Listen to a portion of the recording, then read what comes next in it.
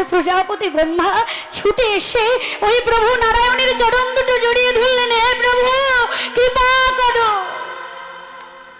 যে মতো বলেছেন প্রভু নারায়ণ বললেন, দূর হয়ে যা, এই মুহূর্তে আপনি চলে যান, এই মুহূর্তে আপনি আমার চোখের সামনে থেকে চলে যান, আমি আপনাকে দর্শন করতে চাই না, চাই না, চাই না, চাই না, কিছুতেই চাই না, চলে যান, চলে যান আপনি।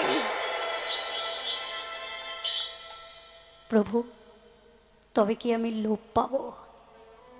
তবে কি আমি ধ্বংস হয়ে যাব? তবে কি আমি জ্বলে পুড়ে ছাই হয়ে যাব? তুমি কি চাও সাধের প্রজাপতি জ্বলে পুড়ে ছাই হয়ে যাক, সাধের প্রজাপতি ধ্বংস হয়ে যাক? এই প্রজাপতি যদি ধ্বংস হয়ে যায় পৃথিবীতে সৃষ্টি হবে না, সৃষ্টি না হলে পৃথিবী বন্ধ হয়ে যাবে, পৃথিবী চলবে না।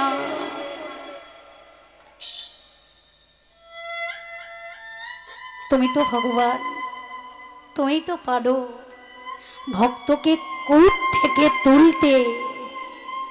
আমি যে কূপে প্রবেশ করেছি, বিরাট গর্তে প্রবেশ করেছি, এই গর্ত থেকে তোমায় আমায় তুলতেই হবে।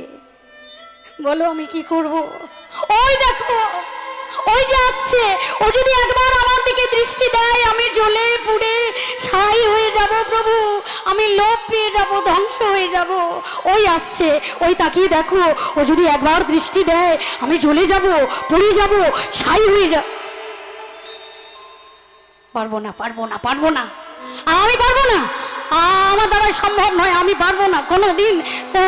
আপনি যে বৈষ্ণবের চরণে অপরাধ করেছেন, আপনি জানেন বৈষ্ণবের কাছে কেউ যদি অপরাধ করে ভগবান কোনোদিনও তাকে ক্ষমা করতে পারে না। কত সুন্দর কথা। বৈষ্ণব চরণে কেউ যদি অপরাধ করে, সাবধান, সাবধান জগৎবাসী, বৈষ্ণবের চরণে কেউ কোনোদিনও অপরাধ করতে যাবেন না। বৈষ্ণবকে অপমান করলে, অপরাধ করলে বৈষ্ণব চরণে ভগবানও তাকে কোনোদিনও ক্ষমা করতে পারে না।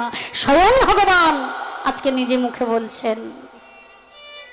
কে করবে তাহলে আমার রক্ষা? আমি বাঁচব কি করে? আছেন একজন, তিনি কে? ওই যে মা বৈষ্ণবী।